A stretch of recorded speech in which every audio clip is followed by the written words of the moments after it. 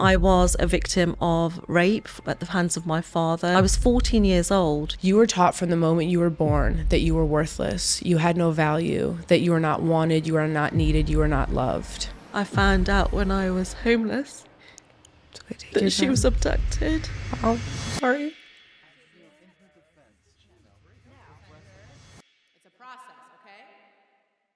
Hello, my bold, beautiful, too confident to be humble, confidence in progress, or just stepping into it, babes. This is the Confidence Hour, brought to you by 49, hosted by me, Miss Dani DMC, confidence connoisseur, professional hype woman, and your forever safe space. Today, I am really, really happy and honored to announce and sit with Nina Aouilk. She is an author, keynote speaker, and activist. Nina's journey is nothing short of extraordinary. After enduring unimaginable hardships, she has rebuilt her life with immense courage and resilience. Now she uses her voice and experiences to empower others, especially young girls and men, helping them navigate their own struggles, no matter how harrowing, and showing them what it truly means to rise up and reclaim their strength in the face of life's darkest moments. Nina is also a successful entrepreneur, coaching individuals who are striving to achieve their highest potential, guiding them through mindset shifts that create lasting change. She is deeply committed to her activism, particularly in the fight against honor-based violence. Nina, welcome to the Confidence Hour. Hi. So happy to have you. Thank you. Thank you so much for joining us. I really appreciate it. This episode is really special to me, and I appreciate you taking the time to be here. Nina, are you okay with briefly touching on your past so we can better understand how you got to where you are today? So I'm born in the United Kingdom. A lot of people think my story happened in India or somewhere far away. I'm British born, but my heritage is Indian. My parents are from the north of India. They are Punjabi, so they practice Sikhism actually. And in my particular family and other families like it, girls are just not wanted. They wanted boys. That's what they wanted. So sadly, when I was born, it was a bit of a sad day. It wasn't a happy day. They believed I was possessed by the devil. I brought forward this evil spirit because I'd changed the dynamics of the family. There were no longer boys. It was a girl. And, I was just not wanted. And that's really the basis, the foundation of what I built my life upon, not being wanted. But I did suffer from modern day slavery. And what does that mean? That means sitting behind a door waiting to be called upon, not being part of the family, not eating with the family, not watching television with the family, just being segregated and separated and discriminated against because you are born a girl. I was a victim of rape at the hands of my father. And, I sat there the other day and I had this conversation with my best friend saying to him that I actually realized that I say that I was raped by my father and his friends, but what I don't say is that I was raped over 50 odd times in the space of an evening. And I was 14 years old, so it's a huge thing to actually look back now and think, how did I even survive that? That was enough to kill me, really. But I did. And from there, I was traded at 14. I was not able to have a conventional arranged marriage. And the difference between a forced marriage and arranged marriage is your parents will ask you, we have a suitor, a suitable person. Do you want to go and see him? Let's just introduce you. And then you get to say yes or no. Whether your answer's taken or not is another thing, but at least you get partly a say. But a forced marriage is when you have no option, no choice, nothing. Your literally choices are taken away from you. It's ripped away from you in such a way that you're left helpless. And at 15, I was told I was getting married to somebody. It was a sham wedding. I was actually being traded. My father gave this man money. He was one of the rapists in the room when I was a child. And he said, I'll take the problem away from you. And I always saw myself as a problem.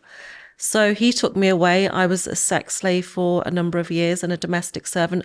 And on top of that, I had to go and work and give them the money as well. But it was probably the horriblest time of my life. And that led me to just not wanting to exist because we all hit rock bottom at some point. And my friend at work, who I didn't know very well, but she was the same culture as me, said, why don't you go home? And I idolized and sort of romanticized this idea of going home to my family. And I was so desperate for human interaction, that love from a mother and a father. I didn't get it when I was a child, but somehow in my mind, I told myself I would get it because now I'm 21. But the minute I stepped through that door, I knew it was the biggest mistake of my life because they had heard I was on my way. They knew that I was coming and they were prepared to kill me for the sake of honor.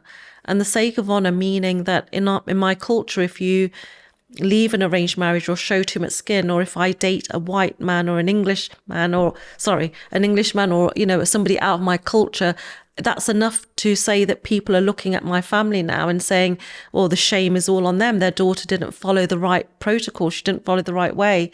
And that's enough to kill. My father was a very respected man. He was a professional wrestler.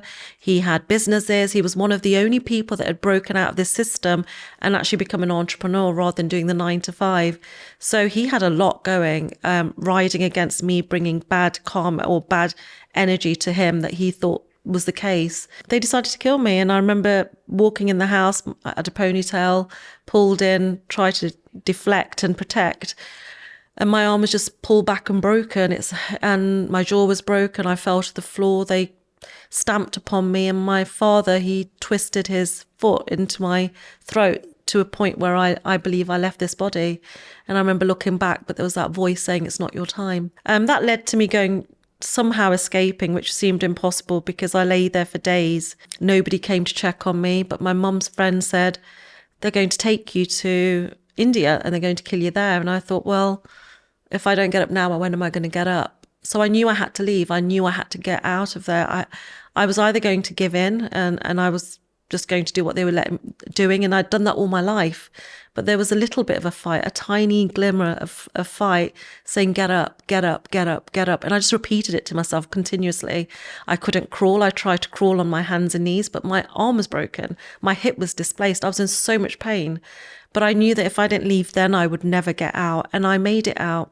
And one part of my story, which I think is really important, is it seemed like such a big thing to do, to get off the floor and get out. But I broke it up into chunks, saying to myself, if I get up from here to the door to the kitchen to outside, I'm nearly there. I'm nearly there. And then again, another lesson I learned from this whole journey that I've been through is that it takes one person to believe in you, right? And that was my dog. Your dog. I didn't have friends. I didn't have family that loved me. I didn't have that loving touch. But every evening when it was cold, it was her. Yeah. And she looked at me in a way to say, you've got this, go. And I remember putting my hand on her little wet nose and saying, thank you. And I went and I escaped and I ended up at a police station. I always say I'm not going to cry and I cry. I ended up at a police station. I ended up in a hospital for months where nobody spoke to me because I was that different person. I was that uncomfortable conversation nobody wanted to have. Nobody understood what an honour killing is. And terminology is so important. Words like modern day slave, sexual abuse, domestic violence, physical, difference between physical and mental abuse, financial abuse. All these things are so important because if you say it to the right person in the services, you'll get justice. If you don't, you won't get it. Mm. But we don't know that as survivors or victims at the time, what we're supposed to say. We're just spilling our truth. We're just telling what's happened to us. And I didn't get the help I needed. I ended up going to my friend that told me originally go to your mum and dad's. She wasn't there anymore, but her ex-partner was there, her ex-boyfriend. And he said, you know what, we split up, but I've got 2 bedrooms and you can rent one, but you need to get a job. My arm was in a sling. I didn't think twice because I thought somebody's saving me. Someone's giving me a place to stay. But our gut feeling's always right. And I never liked him. Having said that, I stayed with him for 23 years. I was taken to a party probably 9-10 months after I'd moved in. He's getting all my wages. I'm not thinking there's anything wrong with that. And he takes me to a party, and I thought parties were all about balloons and, those hats and things. Because I was still a child living in an adult body. And he ploughed me with alcohol. And I said, it doesn't taste right. Or it's not Coca-Cola, it's Pepsi is what he said. And I thought, he's right, I'm wrong. I'm never right. Who am I to say? And I ended up being raped and I had a child out of that. But she grounded me, my daughter. She's the best. She's one of the best things. And I always thought she'd broken that cycle of abuse, that cycle of not being celebrated. And I said to somebody, I think my daughter or my granddaughter will be the one to break this cycle. And that lady said, no, I think you're probably that great, great, great, great granddaughter that's done it. So she's been treated with nothing but love. She's been celebrated. And I had a son after that, and my partner seemed to be a little bit more interested, but I didn't live a normal life. we slept separately. We had different bedrooms often. We would not go out and eat together. I didn't know about dating. I didn't know that somebody's supposed to hold your hand. And I would find that quite weird if I saw people doing it. I didn't understand this because we base our relationship on what we see our parents doing. And I didn't see any of that. In my culture, people didn't really do that. And sometimes even now, they still don't do it. So it was really odd. And when I got to having my third baby, the violence had escalated. He'd set my pillow on fire as I was asleep. He'd done lots of horrible things, really sort of like pushing. He used to push his thumb into my throat to try to make me suffocate. And it was always just as I was about to stop breathing, he'd stop. It was like a control thing. I never understood this is not normal because for me, this is all I knew. I didn't know any different, right? Yeah. I've got nothing to compare it to. So I'm just thinking, this is life. This is how it's supposed to be. I'm the problem. Because he always said, it can't be your mum and dad. It can't be your ex-partner. It can't be your ex-father-in-law, mother-in-law. It has to be you. You're the problem. So I agreed and said, yes, of course it's me. Because I still believed I had this evilness in me that I didn't know how to tame or how to get rid of it. I didn't know that it wasn't real.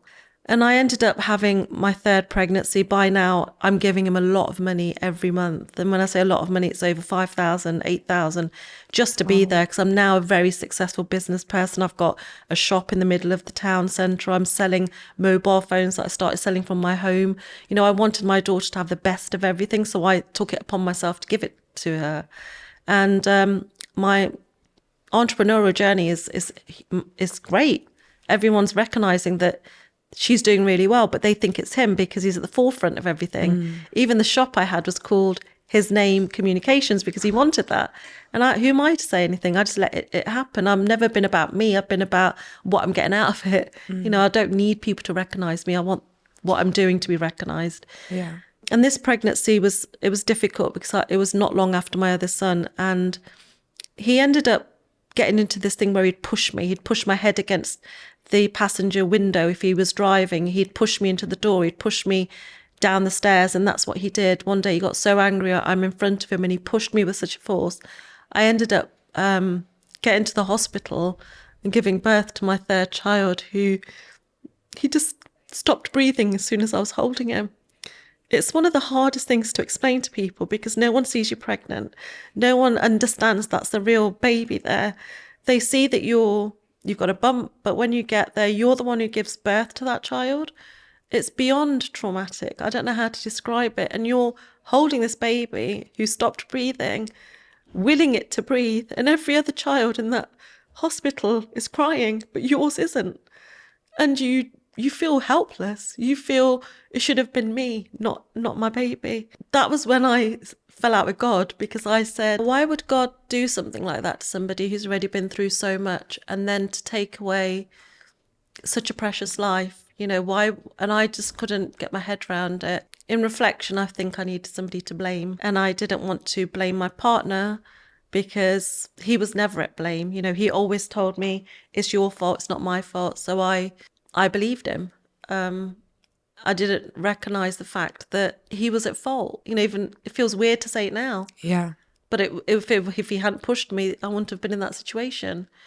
I ended up having another baby, and I didn't expect a boy. I remember going into the hospital saying I want a yellow room or a pink room. I don't want to be in a blue room because they have different colours back then.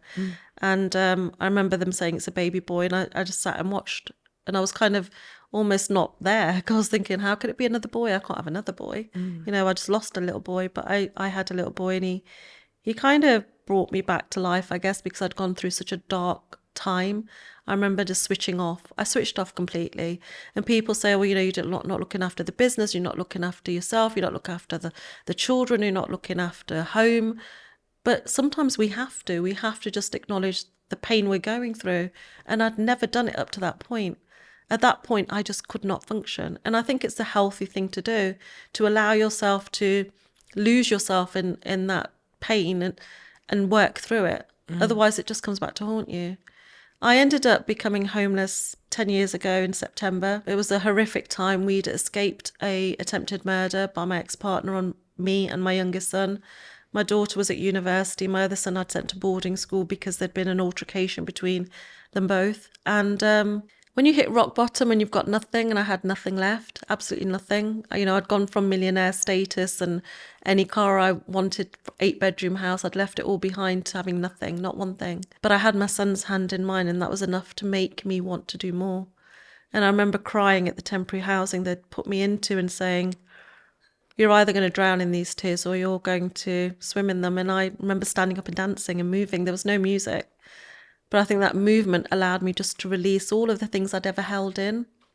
And it was a struggle, to get to where I am now. I got to 50, so it was about 5 years after I'd left that I moved from Leicestershire to where I live now. I discovered that everyone's truths about me was a lie. They call me fat and stupid and ugly, and that I would become nothing. I would do nothing. I would be lucky to have somebody who would accept me as a wife. And a lot of South Asian girls are told this. They're told they just need to be a wife and a mother. That's all they need to do. That's the goal. That's the goal. But I realised that what my father told me was his belief. And I couldn't quite work on the outside, I'll be honest with you. And I sometimes still struggle. But I know internally my father had taught me to be unconditionally a loving, good person. I'd never made their food out of spite. Every time I'd come down as a 6-year-old, 7-year-old, 8-year-old, 9-year-old, even after the rape, I still came down those stairs to prepare their meals with love. Every time. I knew my mother liked a little bit more salt and I would do that. My brothers liked the food cooked a certain way, I would do that. Not out of spite, no hatred, only had forgiveness and just that pure love in my heart. So I carry that forward, and now I'm at this state where, I have found who I am, which is one of the most important things. I understand that a lot of girls are living my old life. There are a lot of other Ninas. I found out I had a half sister. Her name is Julia. I found out when I was homeless, that she was abducted by my father and sold to human traffickers. And I thought Julia really needed a big sister in the way I need a big sister. So I'm going to be that big sister to everyone, so no one ever feels alone, because that's one of the worst things in life, feeling alone. Wow. I'm sorry. I'm so sorry. First off, I just would like to say you are extraordinary. You are an extraordinary human being. And I hope that you really hear that when I say that. What you've been through, no one should ever have to endure.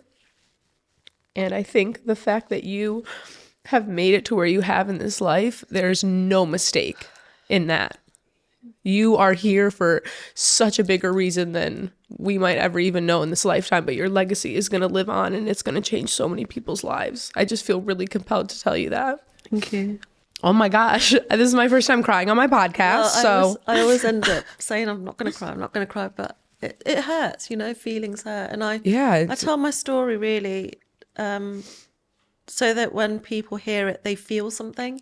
Yeah. I want them to feel that pain, that suffering, because only when they feel that pain and suffering will they want themselves to do something and be a better person for somebody. Yeah. Which is a gift. Yeah, and it's what we need in this world. It's what we should be. It's how we should. We're so desensitized. We go through life without feeling, and we've got to change that. Yeah. I think one of the first things when I heard your story, you were taught from the moment you were born that you were worthless, you had no value, that you are not wanted, you are not needed, you are not loved. And now you've come to this place in your life where you're successful. I don't want to assume, but it seems you're happy and your life has changed a lot. How do you even begin to get to a place of loving yourself or creating value for yourself or knowing your worthiness, developing confidence? My thing was I wanted to be tall. When you sat down, you said, I'm a really tall person. My family are tall. I thought you were you seemed the same height as me when I hugged you. Not at all, no. But everyone in my family was tall, and that was my biggest thing. I want to be tall. But I remember when I started the affirmation process, people think, it's funny because I think a lot of people that I've spoken to do the same thing. They write down affirmations, they practice the affirmations, but you can't change just by writing things down. You can't change just by saying, I am beautiful, I am bold, I am successful. It doesn't work that way. You've got to put the work in. And I think it's that getting out of that comfort zone, things I'd never done before I was suddenly doing. I was a quiet child. I was non-verbal as I described myself. And even through my life at work, I was normally the quiet one. I didn't really take a stand and deliberately speak out. I was always the one more reserved. I remember you saying too, you didn't make eye contact. You No, were I taught to didn't. not make No. eye contact. You make phenomenal eye contact now. I'm okay with you because you're younger. It's really weird. I still struggle sometimes with certain people, but yeah, it's I'm learning. I'm always learning. We're always learning, aren't we? When I decided 4 years ago I was going to do this campaign, I was going to do a campaign of 100 messages to the world. I didn't know what I was doing. I didn't know how I was doing, and I didn't overthink it. And my younger son recently said to me, you never think about the consequences, which is a good or a bad thing, you know, because I was nearly abducted recently when I was away talking about human trafficking, and it nearly happened to me. But it's besides the point. The point is that I don't overthink it. When you overthink things, they become more complicated. You find reasons not to do them. So I decided I would do 100 talks to the world. And one of my first talks was a TED talk, which was really lucky. But again, somebody had felt what I was trying to get across to them. They had felt that message needed to be told. It resonated with them. And they wanted to give me a platform, which I'm always grateful for. And that carried on until I got to number 97th. But I'll tell you, I was writing to people every day, please can I be on your podcast? Please can I be on your podcast? Please can I? 15 to 20 messages, or the radio or the television or anybody, but it was too traumatic. And some of those people at the beginning recorded my interview like we're doing now, and they would delete it. And now they're saying to me, would you mind coming back on? I'm like, no. You wish. No, but the thing is that you're not that great at speaking to start with. Then you get better and you get better and you get better. It's like you're going to the gym. I've seen you going to the gym. Yeah. Sometimes you must not want to go to the gym, but you know, it's that continuous repetition. If you're continually doing something, it gets easier and easier. I always say it's like a vault in the bank. And every time you do something for yourself, or you build that confidence or self-love, or you say, I'm going to do this for myself, and then you actually do it, it's like you put a coin in your vault, and all of a sudden you turn around and you realize, oh my gosh, my vault's halfway full. Like, I've really been showing up for myself and creating that confidence. Most definitely. And I had to get out of the belief system that had been sort of embedded in my mindset from a child, that I was no good, and I was worthless, that I wasn't going to ever become anything. I never really thought about becoming anything. I thought about the message. For me, when you're working from a place of love, or if you're really trying to push a message, I think you'll always do better. If you're doing it for yourself, it's like I have a lot of people come to me and say, oh, would you help me to get onto stages and speak? And I do hold classes and I do have group sessions. And I ask why, and they say, oh, I think I'd be really good. I'm better than so-and-so, and I could do it. And I say, okay, well, just send me an email and I'll reflect. And I just don't take them on, because I don't want egotistically led people. I want people with a purpose, people that can't get that break or don't know how to do it. I want to show them how they can do it. Yeah. You know, the people that are showing that they were once in an estate, as we call them, and they thought they couldn't be anybody, and now they're running some massive financial company, and they will give hope to the other people, which is what I want. I want that real life blueprint. Yeah. That this is how you do it. My own journey with my own confidence, it came slowly, and I think people think it's an overnight thing. In 3 or 4 years, I've probably accomplished what more than most people have tried to accomplish, because I've been persistent. I haven't stopped. It's just been continuous. I've missed the parties. I've missed going to events. I've missed sleeping. I've missed, things for my personal care sometimes, just to get what needs to be done. And I'm also on this thing where I have a sense of urgency, because I don't know how long I'm here for. And there's a few things I need to make sure I put in place before I go, right? So I'm doing it. But a lot of people want to find this confidence within, but a lot of it is external as well. They have to do something externally. Yeah. I think it's so fascinating, this idea of the 100 story idea. How did that come to you? How did you decide to do that? Yeah, I just needed a number in my head. And I really believed if I spoke to 100 different people, they would help me, because I can't do anything alone. And this one thing we all think we can do it all up. We can't do it by ourselves. We need other people. So I thought, if I get 100 people to interview me and take the message forward, maybe 2 people from that podcast would listen, and they would take the message on to somebody else. And I was trying to create a domino effect. And that's how I believed it would work. I just needed people to understand what an honor killing was. That's all I wanted. Speaking about honor killings, why do you think honor is so important, do you think, particularly in your family, in your community, in your culture? It's always about what other people think. It's the saddest truth.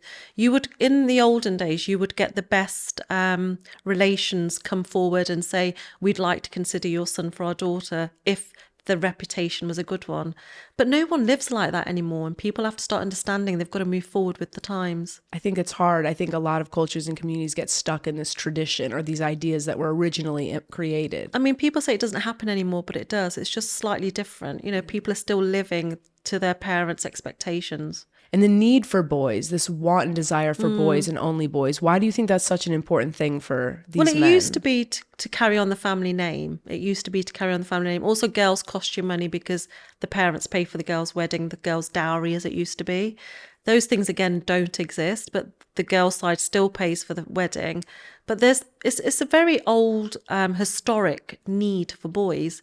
And it's not just in my culture, it's in different cultures, even the British culture. You know, they wanted an heir to the throne. So it's not just that, but it's something that needs to be wiped out. We need to start treating every child as a miracle, because that's exactly what they are. I feel like another thing that really inspires me about your story, which is kind of like this underlying theme the whole time that we don't hear much about, is your business career and your entrepreneurship. And you talk about it a little bit now, and you know what you've gotten into and how this has kind of developed with your personal story. How did you find the will to do that, or the ability? I mean, I don't want to assume, but I would think that in your childhood you weren't given books and, you know, materials to really expand your mind and become as intellectual as you could be. Well, I did take a lot of books from school. Admittedly, I was a bit of a bookworm. There was nothing else to do in my bedroom. You know, there was no toys or anything. So from a young child, I read and read and read and read. I had thirst for knowledge. But if I'm being honest, and a lot of people won't like me saying this, but it was my dad. As bad as he was, he taught me that money was no objective. Money was just coming in through the door. He would walk in with literally a little bag of money, because he ran pubs and he ran clubs. So he would come in with wads of money, and sometimes my mum would call me down to count them. And I would count it, and they would put them into bundles, and I would see nothing but money. So I didn't have this glass ceiling a lot of people have, where they're told they can't afford it, or the parents tell them it costs too much. I never heard that, because I didn't have that interaction with my parents. But I also didn't have this understanding that money was a problem. There was always enough food in the house for everybody else. We lived a very comfortable life in a very large house in a very good area. It wasn't a case of there wasn't enough. I was starved in a different way. You know, I was starved of love. I was starved of encouragement. I was starved of a parental role giving me that support. But I watched. I was a watcher. I was silent, and I saw things. And if I'm counting £5,000 as a 10-year-old, it means nothing, because I'm used to it, right? But I think a lot of people have this thing where they don't like to talk about money. But the more money we have, the more people we can help. My goal is I want to be a billionaire so I can have a safe home in every city, in every country, so no woman or child is ever in a place where they haven't got anywhere to go.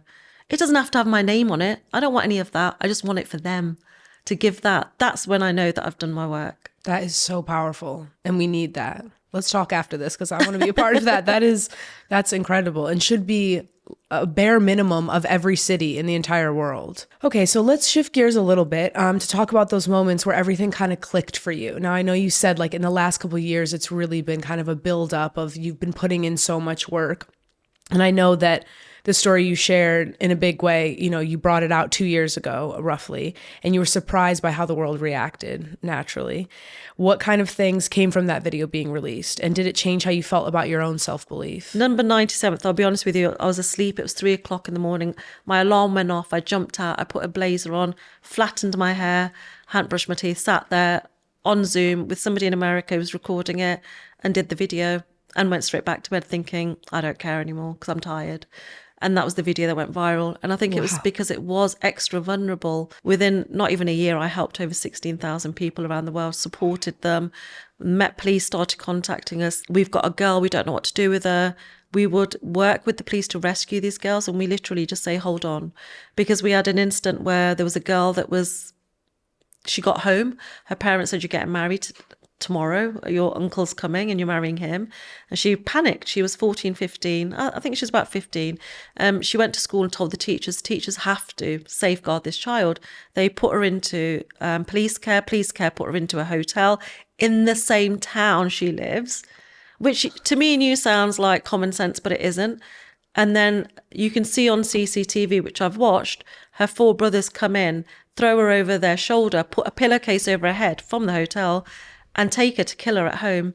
Now, luckily, somebody spoke out at the hotel who wasn't South Asian and said, we've just witnessed this to the police. The police knew where to go. They got the girl, and the girl sitting in the police station saying, help me. And they're saying, we don't know what to do, but we watched your video.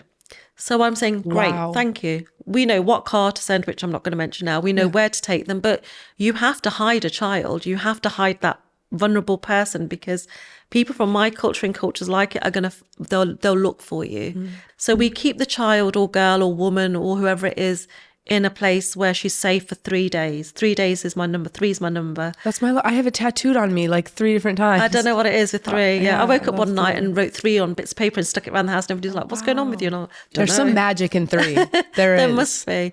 And I keep them there for 3 days, and then we work with the council or government or whoever it is, social services, to get them somewhere safe, and they go off on their way. And I feel like Nanny McPhee, I'm there when you need me, and then I disappear. And there's is only remarkable. 3 of us in the non-profit. If I'm not around, my daughter steps in.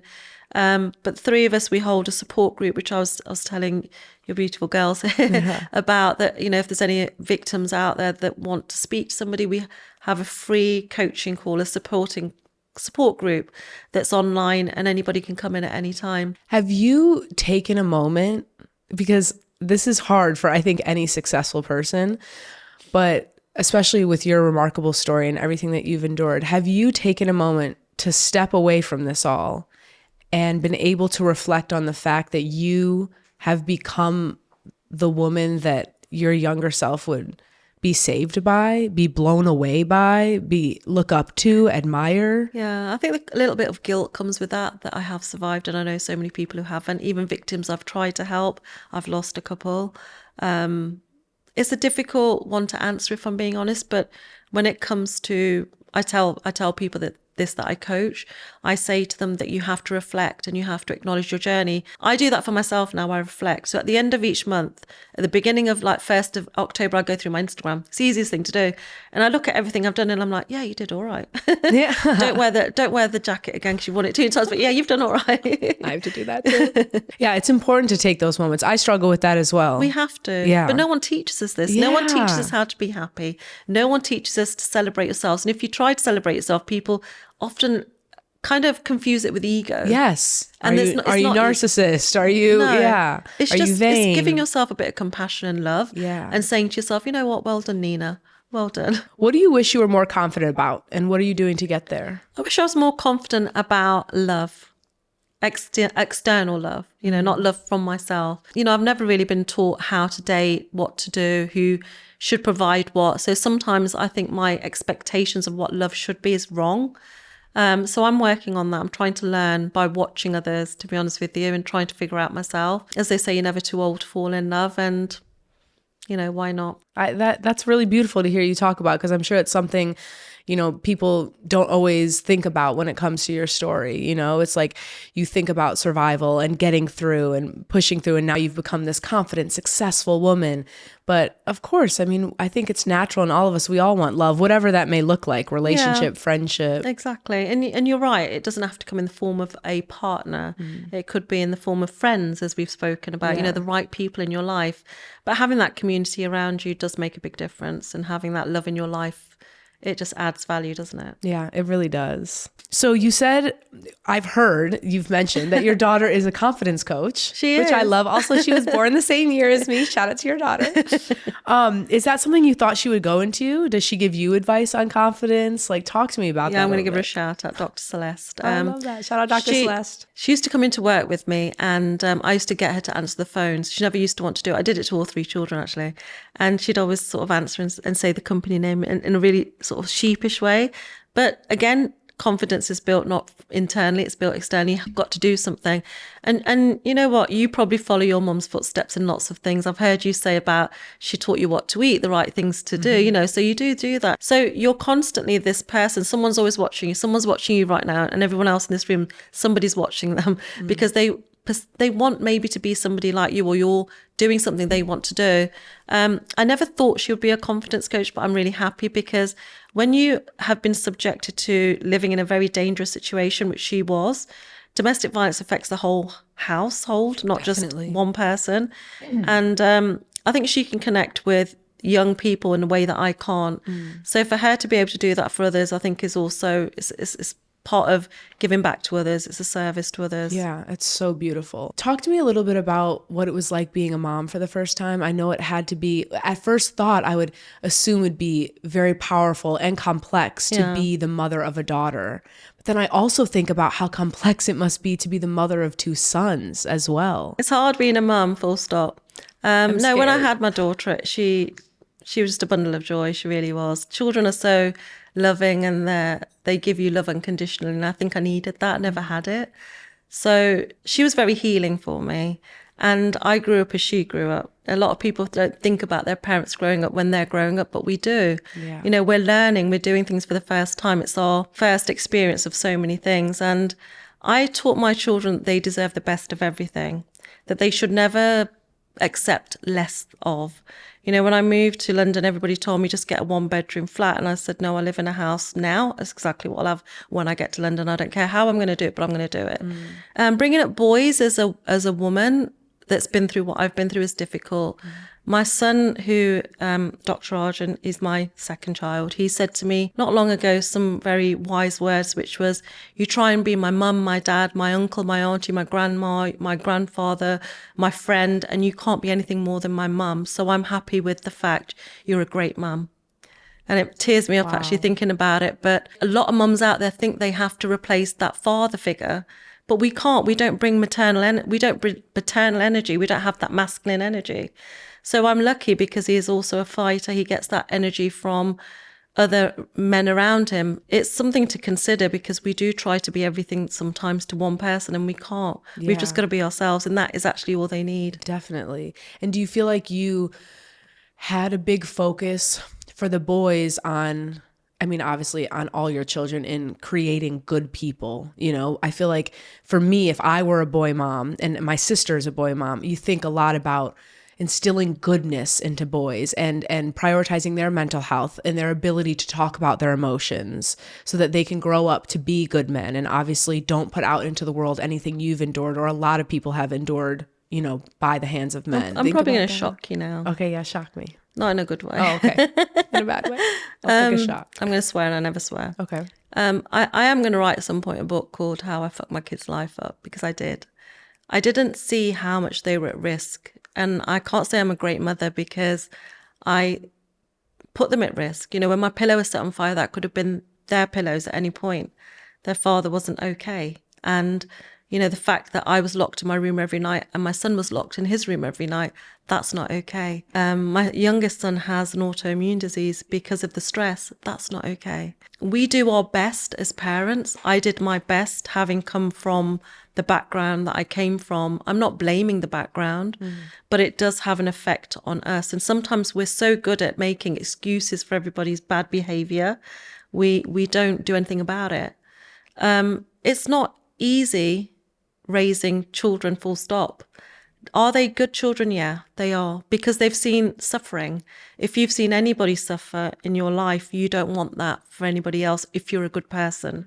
They understand that their dad was wrong in a lot of the things he did. I'm very, very blessed to have children that recognize wrong from right. Obviously, they're influenced by what I'm doing. They know that I spend a lot of time giving my time to others because I care. I genuinely care. I really don't want anyone to suffer, because I know how it feels. It's a heartbreaking place to be. It's dark. It's scary. But they do their bit their own way. My daughter helps in the non-profit. My other son, son who's a doctor, he helps the young people in the gym often. You know, he's kind at work. He gives that parent, if someone's lost a parent or something, because he's worked in that department, he'll spend extra time with them. Sometimes he's explaining the same thing to several parts of the family, like different sons or daughters are coming in. My youngest son's helping me to build our first refuge, which is going to be hopefully ready for the end of next year. And, you know, he's used his experiences for how he doesn't want another child to be homeless the way he was because of domestic violence. So I have raised great children. But I don't know if I've done it necessarily myself, because they've done a lot of it themselves too, and I want to give them that recognition. First off, being a mother is the most insane thing to me. As someone that is not a mother, I think being able to have that kind of third eye view, just watching my mom as well. My mom, her mom passed away when she was young, so she didn't have like a mother to kind of look up to. One of the most beautiful things I took out of everything you said about your kids is that your son called you a great mom. I feel like I'm a mom to everyone. You'll learn that. That's a beautiful way to be. I hope to be like that one day when I get older as well. Okay, now let's talk about what's next. For you, obviously you have so many things going on right now. You touched on that you help train and support fighters. UFC, you said? Yeah, so I have UFC, MMA fighters, that boxers. That is fascinating. Like, some you have to tell me how you got into that that. of the world. Yeah. That's a funny story. Just right place at the right time. I was going through my teens, when I was 40 something, when I'd left home. My daughter's encouraged me to come to London. She's studying for an exam, and I went out for a networking event that had free alcohol. At that time I did drink. I didn't know free alcohol is actually, free alcohol. A thing. So I'm like, oh, this is really good. And a couple of drinks later, having a great time. And the person that took me networking is panicking because he said, I'm going to lose my job because you're talking to literally everyone. I ended up in a fire engine because I wanted to sit in one. I know, I'm a bit crazy. I love that. And the person that took me out was somebody who's very famous, but he wasn't famous at that point. But I sat with them from 7 p.m. till 11 while my daughters woke up thinking, where's my mum? She's not back. Where is she? Yeah. Mum's sitting in some hotel lobby talking to all these fighters. Having just left the fire engine. Men and women saying, well, you know what your thing is? I think that you should try this, or maybe you should. I'm giving them solutions, which is what I did every day to everybody that knew me, at work or home. I would give solutions. And I think with a lot of therapy, people don't give you those solutions. They ask you what you think is the problem, and if you knew, you wouldn't be in it to start with. So I always get in trouble for this, and I keep telling myself, don't say it, but I can't help myself. But a lot of people will just, it's almost like you're re-traumatized and you don't know how to move forward. So these people, they're just like us. They're just like everyone else. They might look like they're famous, they've got it together, that they're winning, but everyone feels not good enough at some point in their lives. And that was it. I was encouraging them. I was giving them that space, safe space without judgment, to tell me what they felt, and that's all they wanted. And then I was working through it. So now, I coach fighters. I won't work with everyone. I won't work with Conor McGregor because he's an idiot. I won't work with Mike Tyson because he's another idiot. I have been offered to work with these people. I don't care. And I'm not being arrogant. I'm just saying that it doesn't all align with my work, right? You're setting your boundaries. I'm not going to work with people who are known for domestic violence or violence against women and girls, because I want to stay integral, and my moral compass is like this, and I can't help it. It just won't move. So I'm doing what I'm doing. I love that. That's fascinating. I think it is so beautiful, and just adds to your story even more that you've chosen this path of helping men that are fighters. And men find it really hard to ask for help. Yeah. And they feel judged. And you know what? Society creates this belief system that men they're supposed to have it together. A lot of these men will keep things in their mind, especially young men. They keep it in mind, it goes round and round. And we talk about mental health, but we don't really. Yeah. We don't really. And especially for men, young boys. Yeah. And I just feel like, again, it speaks to, I just see the power in you of your ability to prioritize and have empathy for men's mental health when you so easily could have gone a completely different route. Again, to me, it just solidifies this is what you were meant for. How did you know that you could teach this level of confidence? It's funny, isn't it? You kind of fall into things. And I've heard people tell me this so many times. And I used to listen to TED Talks all the time, and Les Brown and those sort of people, those motivational speakers, and they would say they fell into things. And I really do believe what's written for you out there will happen as long as you put the work in. I didn't actually know I would ever have this level of confidence, if I'm being honest. It's just something that's grown with me. I have more to celebrate myself than I don't. So I do celebrate myself.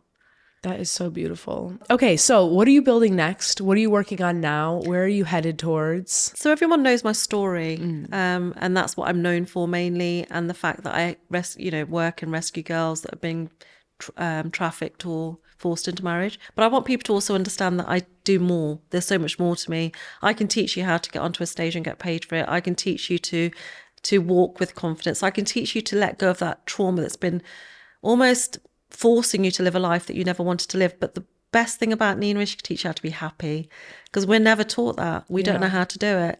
But when you become this place that I'm at, this place where I'm happy and I'm completely free, you realize you don't have to chase anything either. Literally, things do come to you. So I can do it, anybody can do it. And I want more people to start understanding they need to stop playing small and stand up and, you know, be the person they deserve to be. That is so powerful. For girls facing pressure today, what advice would you give to them? What would you say to them? Where's the pressure coming from? It's external. You know, a lot of the time pressure is external. So I always say to people, stop comparing yourselves. I don't want everyone to look the same. You know, you're very different. You look great. You're you. I'm me. But everyone has this idealism what beauty is, how we should look, the shape we should be, like you've said. And I want people to start understanding that if we were all the same, life would be boring. So boring. So stop doing it. Start celebrating who you are, celebrating and be grateful for what you've been given, because somebody out there is wishing to have what you've got. That's what I want to tell girls, to look at themselves in the mirror and tell themselves they're bloody amazing, because they are. Amen. You're bloody amazing. I sound so weird saying bloody. You're bloody amazing. You are. Believe it. Nina, you're extraordinary. I'm just fully blown away by you. I want to do some quick fire questions. I do this with everyone. I'm never good at these. What, really? How? I feel like you'd be so good. Okay, I'll give you an easy one first, because I love that you love books and I love that you found safety in books. So tell me one of your favorite books. My book. I've written a book, and I don't say that again, egotistic. I don't push it enough. Yeah. But my book, I didn't even know you wrote a book. I'm a best-selling author, but I wrote this book in COVID, and I wrote it so that people could learn how to get to where I am quicker. It's like a blueprint. It teaches you about money as the first chapter, because we need money. As I said before, we've got to stop shying away from it. And when we have a huge amount of money, we can help so many more people. So it starts with money and how to get rid of that belief that money is hard to achieve and to get. It tells you about self-love, which we all need to understand, that we just need to give ourselves a little bit more compassion and kindness. It goes on to how to deal with family, because I don't speak to my family, but I'm still able to love them from afar. I'm still able to navigate my life without having them there. I love that. What's it called? It's called Master Your Life, Live the Life of Your Dreams. I'm adding it to my read list. Okay, what is your self-love language? My self-love language is sitting and doing nothing, honestly. I love that. So quality time with yourself. Just nothing. Yeah. What is your confidence level today from 1 to 10? Oh, it's past 10. It's like sky high. Oh, I love that. Because my confidence level's for me, and it's how I feel about me. And I can turn up anywhere and stand anywhere and talk to anyone, and it doesn't matter, because I'm not bothered about other people's opinions anymore the way I once was. You don't need that external validation. I will say, as a tip to anybody listening, though, in the first couple of seconds, people determine whether they're going to like you or not. So stop saying, my name is. Think about something else. I always say things like, depending on the room I read the room, and I'll say, I coach fighters, and they go, what? Or I say, I run a non-profit, or I rescue girls. What? So you get their attention, so people want to know who you are. And then you say, by the way, my name's Nina. But we're taught to say, my name is first, straight away. So switch it up. I love that. That's a Nina tip. I love that. Okay, what grounds you? I earth a lot. So I stand in my garden a lot. I love Mother Nature. Mother Nature. I feel it sounds weird and woohoo, but I'm a bit hippie-ish like that. I feel Mother Nature is my mother. So I listen to the sound of the leaves, and I bask in the sun, and I just love Mother Nature. A kindness you give yourself each week. Oh, maybe I'm working on that one at the minute. I'm not very kind to myself sometimes, because I feel I have to get so much done. I have this urgency. I do get a lot of death threats, which is why I take security around a lot of the time. It's either my best friend who's sitting over there, or it's somebody else called James, who's an ex-cage fighter, because the risk is real. There's a lot of people from my culture who don't like I'm speaking out about honour killings. My ex-partner, there's a lot of people that don't want me alive. So I think I probably need to work on that a little bit more. A 60-second reset anyone can copy. So when things get too much, pause. It's the best thing. If you're delivering a talk, or if you're meeting somebody new, or if you're in a situation where you feel uncomfortable, pause. If you just give yourself literally a 5-second count backwards, it gives you a chance just to reset. What joy are you prioritizing this month? This month, it's Domestic Violence Awareness Month. So I weirdly get joy out of spreading awareness and doing what I really believe in. At all. It's my purpose. I believe that the reason I survived death so many times is so that I can do something with it.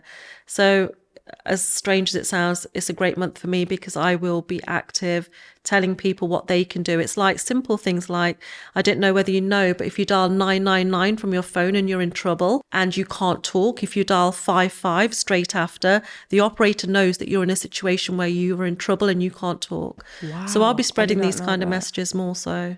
Yeah, that's amazing. So 999, and if you can't talk, 55. Yeah.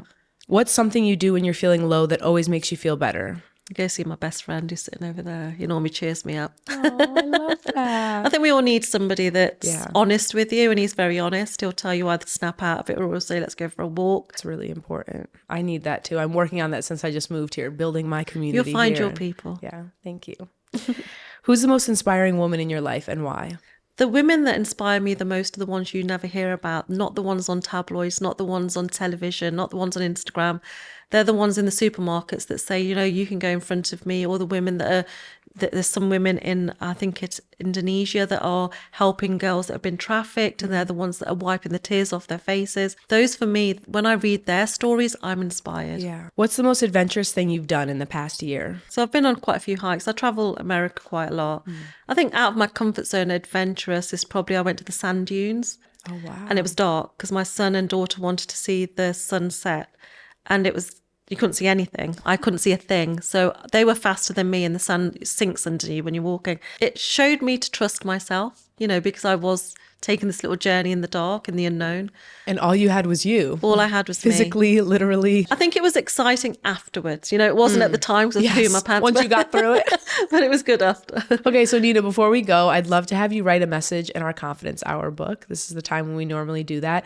You can leave something that is like a mantra to you, a message to our audience, a message to your younger self. Every guest has filled it out. And yeah, I'll give you a moment to do that now. Okay, Nina, I'm eager to hear what you're going to share with My us. writing looks like a 5-year-old's because I couldn't quite balance. But I've written, freedom is on the other side of fear. My thing is that I want to love the fear out of everyone. You are loved and you are not alone. I really receive that. I think loneliness is a deep thing for me. So you've said multiple times while we've been talking about being alone and, you know, reminding yourself you're not alone. And there's always someone there, even if it's a dog, even if it's, you know, a idea you're holding on to, or you find some type of will inside yourself to keep going. I think that's a really powerful idea and concept. But don't we often stop ourselves from contacting someone to help us with that loneliness? Not you calling me out on my... And then no, Nina, that is literally my problem. Everyone, you know, I'm saying most people will do this, even myself. Whereas we know we can pick the phone up and there are people that love us, but we don't want to bother them. Yeah, or be a burden. And they want to help us. So it's almost like we're taking away the joy of them helping us. So what we tend to do, people like yourself and me, is we give, but we don't receive. And we're stopping that continuality of the cycle of life. So we need to remember, we need to ask. And asking is actually a powerful thing. Maybe I could ask you some advice on this then. I feel like for me, I struggle asking for help. It's really hard for me to ask for help. And I've found when I lived in LA, or just in my life in general, I've tried really hard to ask for help and to dive into friendships. And I feel like I struggle as an adult to maintain good relationships with other women. It's hard for me. I've always had guy friends, but I'm a woman's woman. I want women around me. And I find it's hard for me to continue to ask for help or to open up to new women, because when I've done that, I get hurt, or I do ask people that aren't able to help me or can't help me. How do you find the drive to keep going when you've asked someone for help and they can't help you or they don't help you? Or how do you know who's the right person to ask for help? But you've answered that question almost in yourself. You've asked the people that can't help you or won't help you. So there was something within them that they weren't the right people to be around you anyway. I think sometimes we don't see people for who they are because we're looking for the good in them. But deep down we do know, you know. And when you have a clear vision of you want a friend to be like this, that and the other, and fit a certain agenda, a personality, you'll find them. The reason you get on with men better than you get on with girls is because they're simple. They're like, and I'm very much like that. I have more of a masculine trait in the sense of I don't do drama. I don't like all of the fuss. I'm just a simple person, straightforward. You'll get what you see. Yeah, what you see is what you get. Yeah, exactly. And that's how you are. But you want that. You want that companionship from another female, because we need that yin and yang. We need the female energy. It's the laws of duality, and you will find them, but you have to stop looking in the same places, because you won't find them there. And you'll find they will come to you. When you ask for something, it will come to you. You don't have to necessarily ask a person, but if you ask if you have a faith or you believe in the universe is listening to you.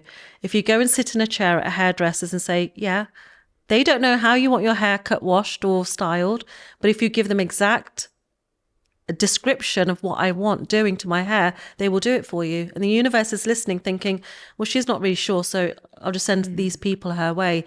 But the minute you say, I want women that are powerful, women that are this, girls that align with me, that also want to fight the good fight, they will come into your life, because the universe is saying she's very clear on what she wants. And it's a real thing. It's a real thing. Yeah. You know, I believe that we're literally just watching our lives play out in front of us, and we get to choose how to tweak it. And that's what we're doing. So you just need to tweak what you're asking for. It's like a self-fulfilling prophecy. So it's your reality. Yeah. So what is your reality? What do you want from this world? Yeah. I want strong, powerful, empathetic, divine women around me. And the answer will be yes, they'll be coming. What would you say that you're manifesting for yourself in your life right now and going forward? So I'm manifesting, dominance really, to literally tear away at anybody's thoughts that women are not good enough, girls are not wanted, to almost get rid of that whole ideology, whether it be in my culture or any other culture. I'm taking a real big stand where a lot of people won't speak, and being very direct about how girls and women should be treated really well. There should not be a sector called violence against women and girls. It should not exist. So that's my next thing. And when I have a little bit of an idea in my head, I go with it. So watch this space. I love that. Well, I can't wait to see what happens, and I want to be a part of it. So definitely I want to be connected from this day going forward. I think everything that we're connected. You're doing, I love that. And that's a wrap on another episode of the Confidence Hour. If this conversation made you feel seen, heard, or even a little bit more confident, please share it. You never know how much it could impact someone around you. For more information and resources related to today's conversation, please check the description box below. We've included helpful links for anyone who may need support. And remember, confidence isn't about perfection. It's about showing up anyway. I'll see you next time. Stay bold, stay grounded, and stay you.